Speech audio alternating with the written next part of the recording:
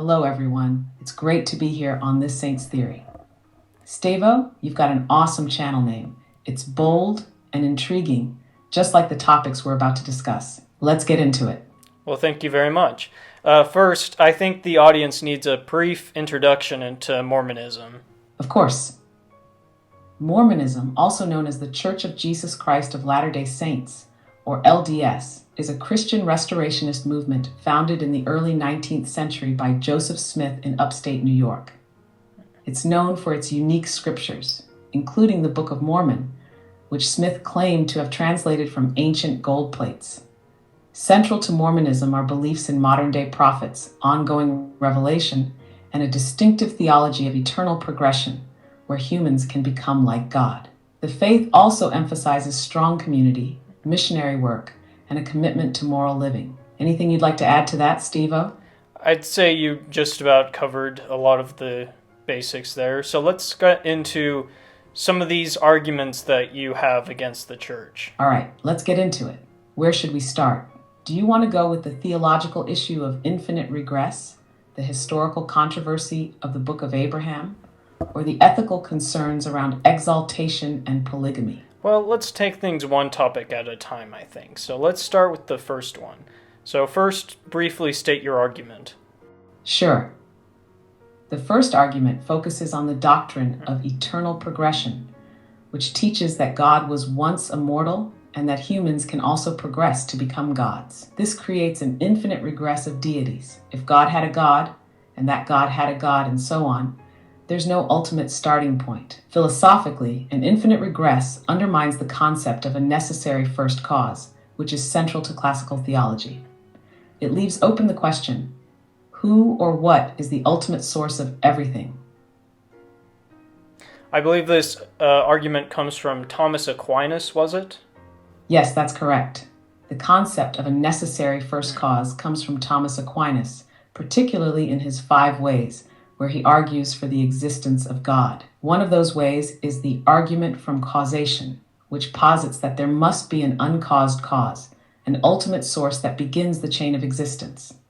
Aquinas' argument contrasts sharply with the LDS doctrine of eternal progression, which suggests no definitive starting point. This creates a fascinating tension between classical theism and Mormon theology. Would you agree? I'd say so. It also seems like something that a lot of atheists have to deal with too, because they posit there is no first mover, and so things simply have a cause going back to the Big Bang. But even some scientists are speculating that the Big Bang wasn't the beginning, and that there were things before the Big Bang. Exactly. And that's where the discussion gets even more intriguing.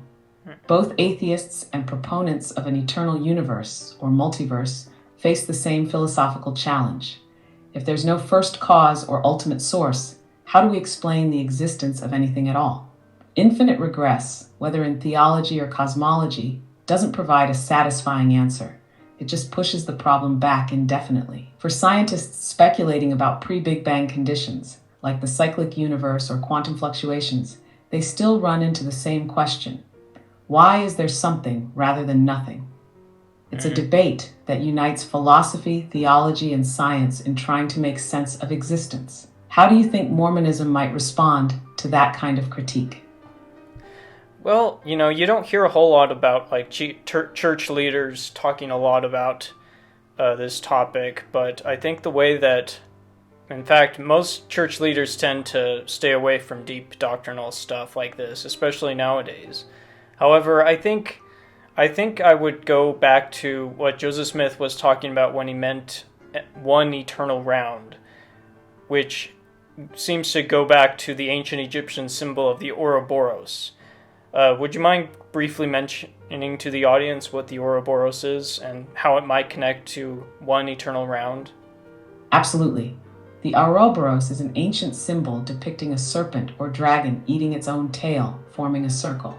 It represents cyclical renewal, eternity, and the idea of life and death being interconnected, essentially a never-ending cycle. This concept aligns with Joseph Smith's teaching of one eternal round, which suggests that existence is part of an infinite, repeating pattern without a definitive beginning or end. In Mormon thought, This could imply that the chain of gods in creation doesn't need a starting point because it's always been ongoing. It's a fascinating concept that ties into broader philosophical ideas about time and eternity. What do you think makes that imagery so compelling in the LDS context? Well, for one, it goes back to that ancient Egyptian symbol, which tells me it's sort of an evolutionary part of the collective unconscious, that it's sort of like we have this mental image that instead of line being a straight arrow, it's a circle. Possibly meaning that things repeat. That's a fascinating insight. The idea of the circle as an archetype in the collective unconscious really resonates, especially since it contrasts with the more linear concept of time and causation seen in classical Western thought. A circle implies continuity, interconnectedness, and the absence of a fixed start or end, concepts that feel deeply intuitive and universal. It's intriguing that Joseph Smith drew from symbols like this, whether consciously or through the cultural or spiritual zeitgeist. It reflects how ancient ideas can evolve and find new expressions in religious systems. Do you think this circular view of time and existence makes Mormonism more philosophically adaptable to traditional linear doctrines?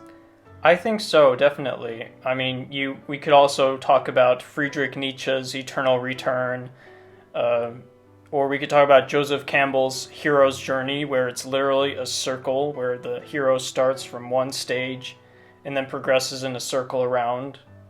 Absolutely.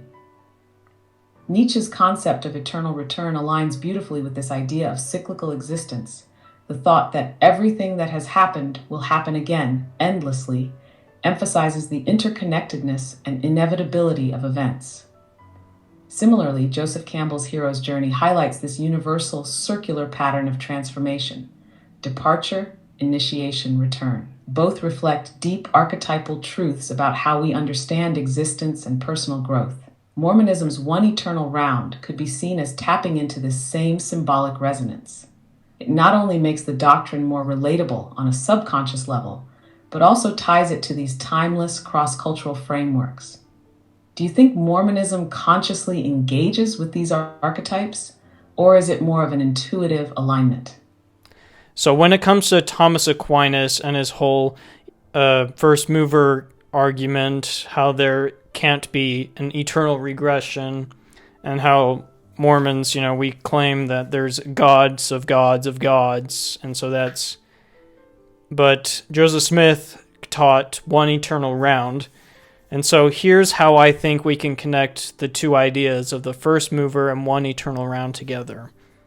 Everything is its own first mover, which feeds into each other. And this again goes back to the Ouroboros, where the snake is eating its own tail and living and dying at the same time.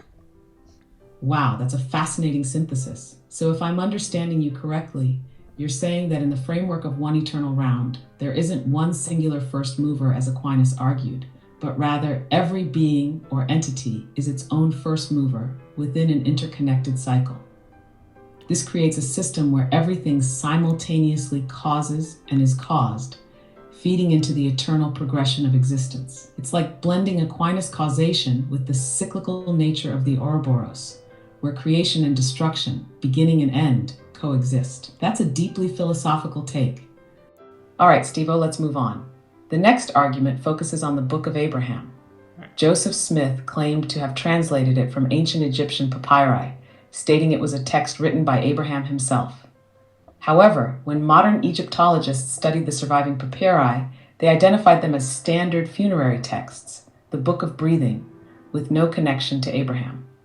This raises significant questions about the legitimacy of Joseph Smith's translation process and, by extension, his prophetic authority. How would you like to dive into this one? It's definitely a complicated one. This is one that anti-Mormons tend to bring up a lot. It's one of their getcha moments. And I admit it's definitely a tough one, but I think, especially when you're looking at the facsimiles, they don't align well with what Egyptologists say they should align with, so that's sort of a big whoops moment. But I think if we want to talk about I have no idea what to say about the pictures in the Book of Abraham, but the Book of Abraham itself, I think there is still an argument to be had that what Egyptologists identified as the Book of the Breathings was actually not what Joseph Smith used for the Book of Abraham. That's a fair point, and I've seen that argument made. Some LDS apologists suggest that the papyri Joseph Smith translated from might not match what we have today. They argue that the current fragments are only a small portion of the original collection and that the actual source for the Book of Abraham could be missing. This idea opens the door for a lost text hypothesis, where Joseph could have worked with a section of papyri that isn't available for modern analysis. It's a way of maintaining faith in the translation while acknowledging the discrepancies with the existing fragments. What do you think about how this connects to the spiritual versus literal debate? Some members argue the Book of Abraham could have been received by inspiration rather than being a direct translation. Would you see that as a way to reconcile the issue? I think I take the more literal approach, yes. Like I said, the facsimiles, the pictures in the Book of Abraham, those are hard to get around. It's sort of like, yeah, there's obviously some discrepancies there, and I've heard long-winded arguments about why that is, but going back to the Book of Abraham itself and the papyri, the Book of the Funerals, and are you familiar with Rough Stone Rolling, the book? Yes, Rough Stone Rolling by Richard Lyman Bushman is a widely respected biography of Joseph Smith. It provides a nuanced view of his life and work, including the controversies surrounding the Book of Abraham. Bushman acknowledges the challenges presented by the papyri and their translation, but also highlights the broader context of Joseph Smith's revelatory process. If I recall correctly, Bushman suggests that Joseph's work on the Book of Abraham might reflect a more expansive, inspired interpretation rather than a strict, word-for-word translation of the papyri. How does Bushman's perspective influence your view on the issue? Do you think it strengthens the case for a literal approach, or does it add complexity? Definitely some complexity there, but when I'm talking about Rough Stone Rolling, I'm thinking about this one moment where he specifically mentions that the papyri that we have now, the Book of the funerary scroll, that is a fragmentary. Hang on, I'm not done speaking. Bushman mentions in Rough Stone Rolling that the papyri we currently have, identified as a standard Egyptian funerary text, the Book of Breathings, may not be the entire set Joseph Smith worked with. He notes that accounts from the time describe a larger collection of papyri, including long scrolls, some of which are now missing. This has led to speculation that the actual source for the Book of Abraham could have been among those lost portions. This argument opens the door for the possibility that Joseph did have access to unique content not present in the surviving fragments. It also highlights how much of the discussion hinges on incomplete evidence.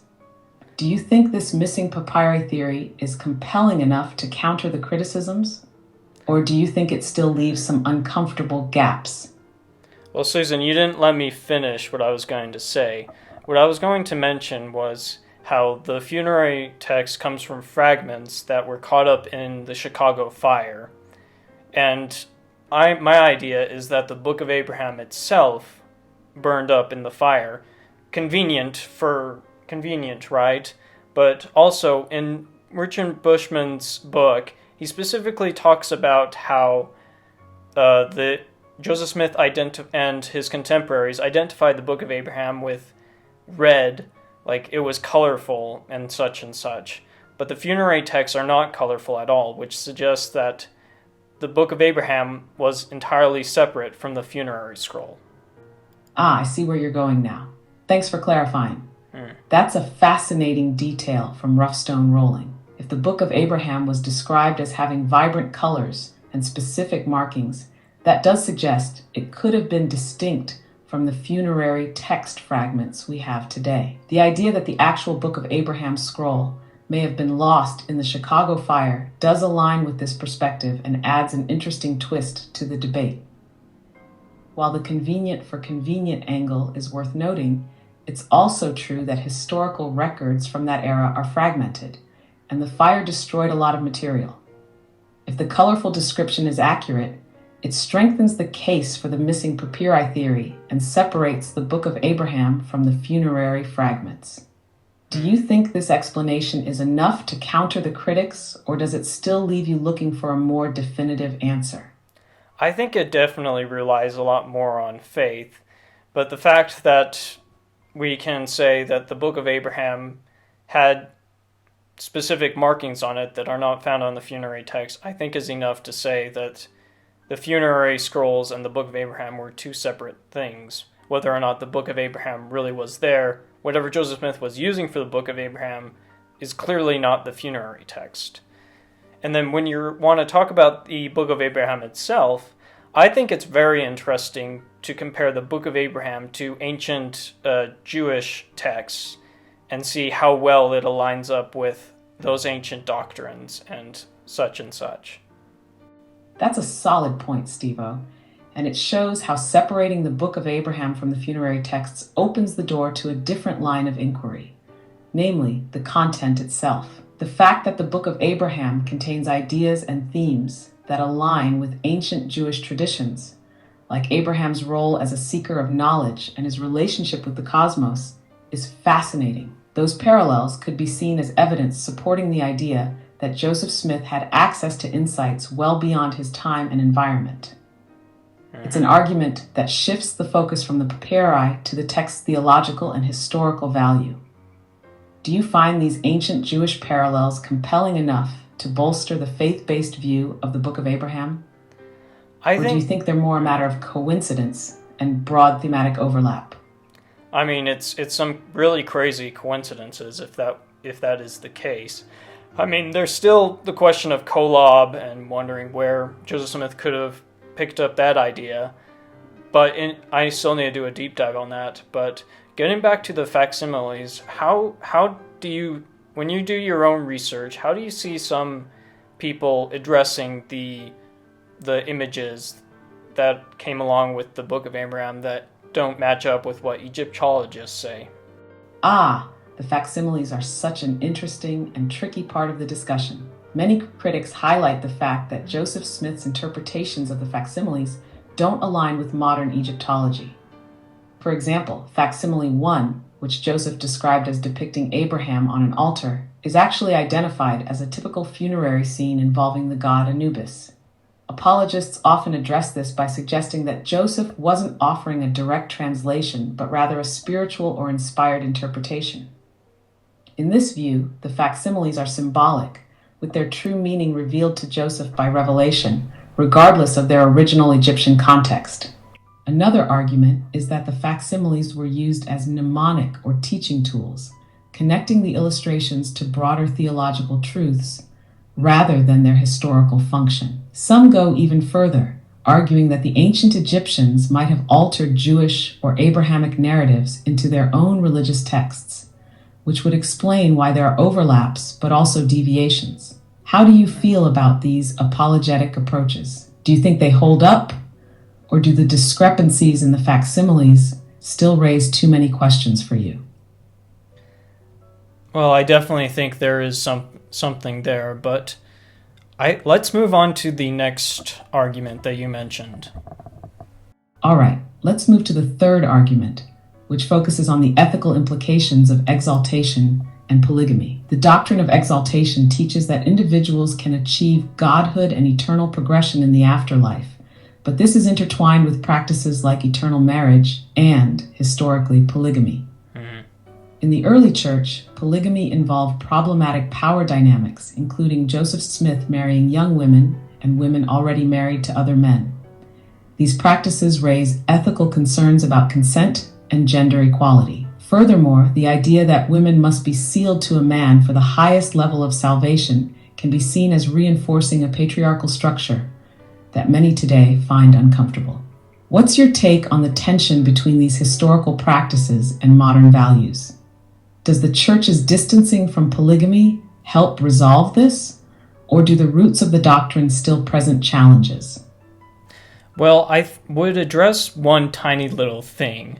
You mentioned that women can't be exalted unless they're married, suggesting some kind of sexist system in place. But at the same time, I'm pretty sure you can say the same thing about men. Men can't be exalted unless they're married to a woman. You're absolutely right to point that out. In LDS doctrine, exaltation is indeed tied to eternal marriage for both men and women. It's a reciprocal requirement, emphasizing partnership and unity as essential to the highest level of salvation. So while some critics might see it as unequal, the requirement applies to both genders, framing it as a system of mutual dependence rather than one-sided hierarchy. Do you think this reciprocal nature helps mitigate the concerns about inequality? Or do you think the historical context of polygamy still casts a long shadow over the doctrine? Polygamy is definitely a very touchy subject, especially even within the church. We don't like to talk about it a whole lot. But I think is your argument about exaltation or polygamy or a bit of both? Good question. It's really a bit of both, though they're closely connected in LDS history and doctrine. The argument is that exaltation, as the ultimate goal in Mormon theology, historically intertwined with polygamy, creates ethical and theological challenges. On one hand, exaltation is a beautiful and hopeful concept, emphasizing eternal growth and divine potential. But on the other hand, polygamy, especially in its early implementation, raises concerns about fairness, consent, and how it shaped gender dynamics. Even though the church officially abandoned the practice, its historical prominence and ties to exaltation still make it a sensitive topic. Do you think the church's modern approach to polygamy sufficiently distances it from its historical context, or does the lingering association with exaltation complicate things? I mean, polygamy was first introduced with Section 132, which Joseph Smith received, and at the same time introducing exaltation through marriage, it also introduced polygamy, which is a huge theme of conflict within the church. But then, from what I understand, it was didn't Brigham Young say something to the effect that somebody couldn't be exalted unless they were practicing polygamy? Yes, that's correct. Brigham Young did teach that polygamy was essential for exaltation. He and other early church leaders emphasized that plural marriage was a commandment from God and a requirement for reaching the highest degree of the celestial kingdom. This teaching created a lot of tension, both internally within the church and externally with the broader society. Over time, as polygamy became increasingly controversial and led to significant legal pressures, the church formally abandoned the practice with the 1890 Manifesto. However, the legacy of Brigham Young's teachings lingers, especially in how they shape the historical understanding of exaltation. Do you think this shift, moving away from polygamy while retaining exaltation through eternal marriage, adequately resolves the conflict? Or does it still leave unanswered questions about how central polygamy was to early LDS theology? It still leaves a lot of questions. It makes a person wonder if polygamy was essential once, but then suddenly isn't now. Does that bring into question the fallibility of prophets if they change their mind on core essential doctrines so easily? Was Brigham Young talking about people in his generation, or was he talking about how this is an eternal doctrinal concept that applies to that should even apply to our day and age? You've hit on one of the most challenging questions in LDS theology, the tension between prophetic infallibility and the evolving nature of doctrine. If polygamy was once taught as essential for exaltation but is now disavowed, it naturally raises questions about whether prophets can declare eternal truths that later appear mutable. Brigham Young's teachings seem to emphasize polygamy as an eternal principle, not just a generational commandment. This aligns with Section 132, which presents plural marriage as part of God's eternal law.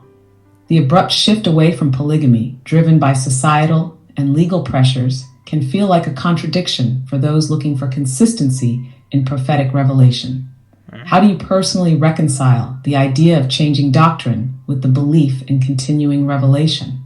Does it reflect adaptability and divine timing, or does it make the doctrine feel less eternal? I don't think I've ever been a big fan of how prophets have to be 100% accurate all the time in their prophecies. I think the majority of their prophecies should still be intact. I mean, asking a prophet to be 100% correct on everything is almost lunacy, I think, because humans are inherently fallible. We're going to make mistakes, and I don't think God is one to always step in and correct a person's mistake. Now, you can make an argument for polygamy, like, oh, that's a pretty big thing that God should have intervened on. However, it definitely makes a person wonder if that was something that God wished for or not. But either way, whether or not God really commanded polygamy, it's still something that we need to consider, whether or not there were some good benefits or not for it. And so I think when Brigham Young talked about it being a commandment, he was talking about it for his time. Can you think of any reason why Brigham Young might command?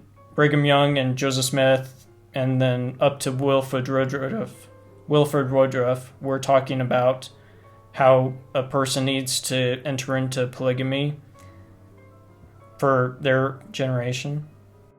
You're raising a very thoughtful point, Steve-O. Viewing prophets as fallible humans allows for a more nuanced perspective on their revelations, especially on contentious issues like polygamy. As for why Brigham Young and other early leaders emphasized polygamy so strongly, there are a few potential reasons. 1. Population growth in a persecuted community. Polygamy could have been seen as a way to rapidly increase the population of the early saints, especially after the hardships of persecution and migration to Utah. Larger families would have meant a stronger, more self-sustaining community. 2. Covenantal trial. Leaders may have viewed polygamy as a test of faith, similar to Abraham being commanded to sacrifice Isaac. It was a deeply uncomfortable and countercultural practice, but they believed it demonstrated ultimate obedience to God's will. 3. Restoration of ancient practices.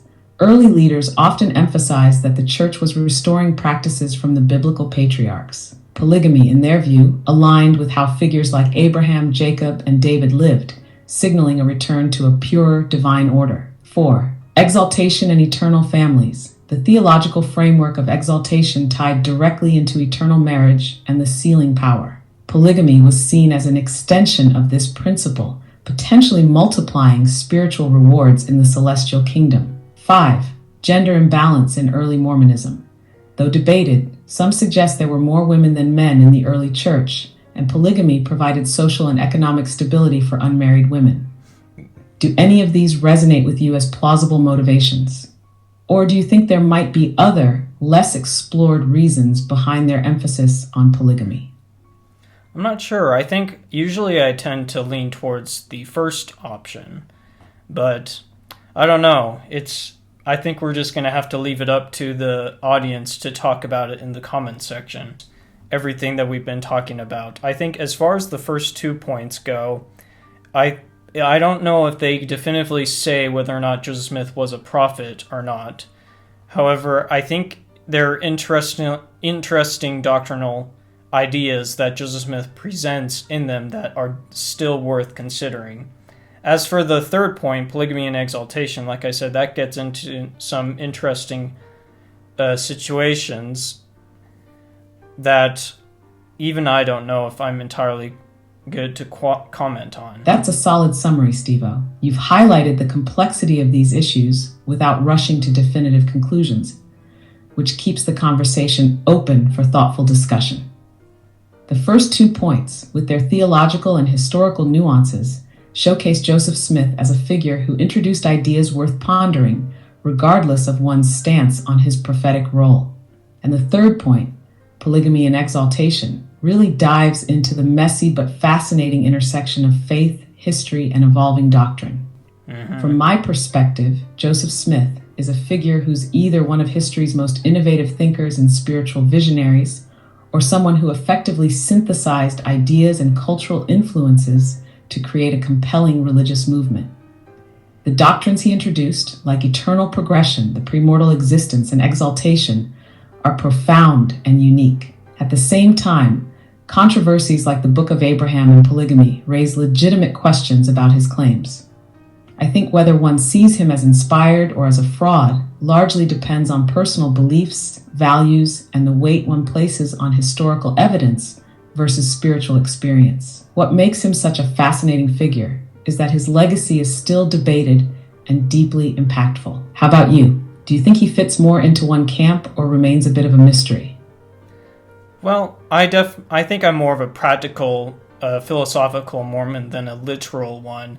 I really love the ideas that Joseph Smith talks about, and I really enjoy the church today, even though I think there are some things that we could do a little bit better, namely broadening our horizons to new outside ideas.